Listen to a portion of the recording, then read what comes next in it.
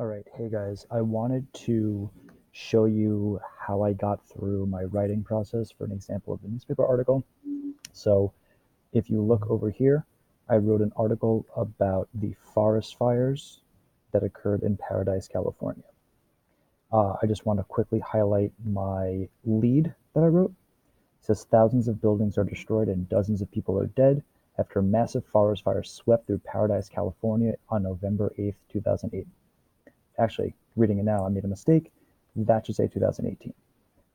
Now that I've edited and revised it, I'm going to look it over.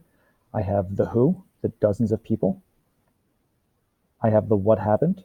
I have that buildings are destroyed and that people are dead. I have when, November 8th. I have why, because of a forest fire. And I have where, Paradise, California. So my lead already is good. Now that I've checked my lead, which you probably have already done, I'm going to walk through how I wrote my first body paragraph. So my goal with this was that I wanted to convey the cause and effect of how this occurred. So I'm going to start with don't let the peaceful name of Paradise fool you. That's my hook to kind of get the reader in, because if you hear Paradise, you think it's probably really nice, but something not nice happened here. So that was my intro sentence for my first body paragraph. Don't let the peaceful name Paradise fool you. This forest fire was nothing but horrific. Then I go into, since I've already established that there was a forest fire, I'm not going to go into what caused that effect. Paradise, California typically has a lot of rainfall each year. In fact, the town usually gets more than 50 inches of rain per year. This rainfall makes the town incredibly wet. Now, for the average reader, they're going to read those three sentences and they're going to hopefully begin to understand that this is typically a place where it is very wet.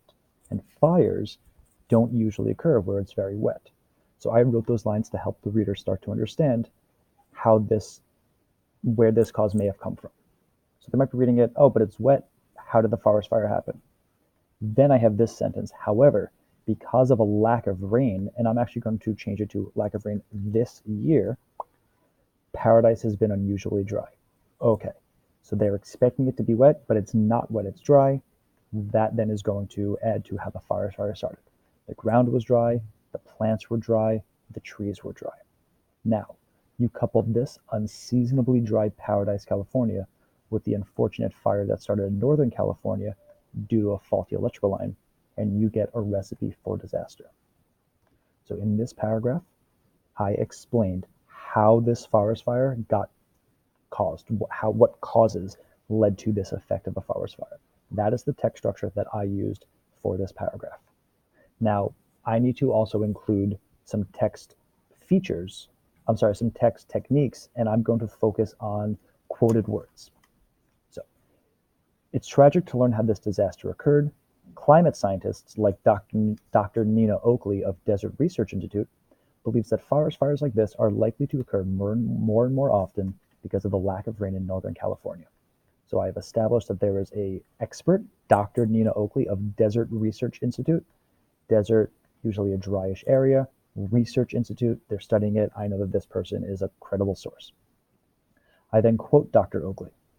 I would anticipate we will more frequently see this extension of the fire season into the fall and even the early winter, said Dr. Oakley. So here is a quote saying how this is going to get worse and worse. I'm actually going to add a sentence. This thought, I don't like the word thought, this statement by Dr.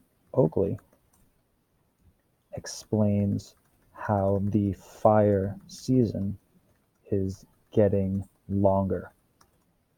And then I'm going to add, unfortunately, according to John Abatsagulu, a University of Idaho associate professor of geography, which with much less rain in the fall, like we established in the second paragraph, you're waiting for a disaster to occur. I got all of my ideas and evidence from this article about forest fires from News LA, and from this article from the LA Times about the rains in California that is not loading right now. Now that I have my text, I'm happy with it. I have text structures here. I have text techniques here. I have my lead here. My 3 paragraphs are nice and pretty, and I'm happy with it. I'm going to quickly name it something. I'm going to name it that Paradise winds up in flames. That might catch the reader's attention. And because of the title, I'm just going to make it a little bit bigger. Do I like that? Let me make it a tiny bit smaller. Great. I'm going to insert my name by, whoops.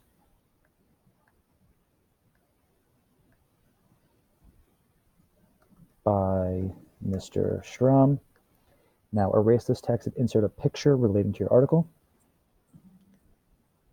Erase the text. I'm going to go to my Google search for Paradise, California. Out of all these pictures, this one. Oh, you know what? I like this picture because it says Paradise and it shows the devastation. So I'm going to just quickly copy the image. I'm going to quickly paste the image.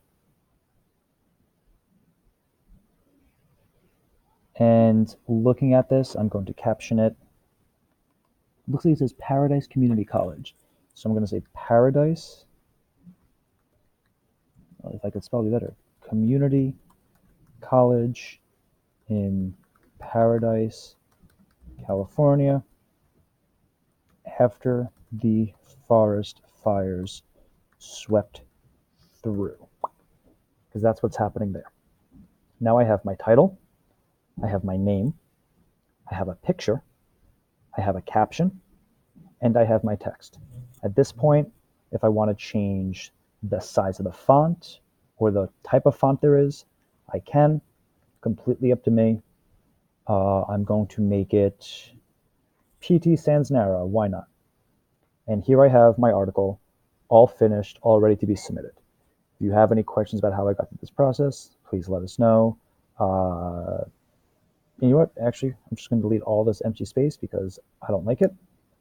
Oh, there we go. So much cleaner, so much neater. Way to go, me. Bye, guys.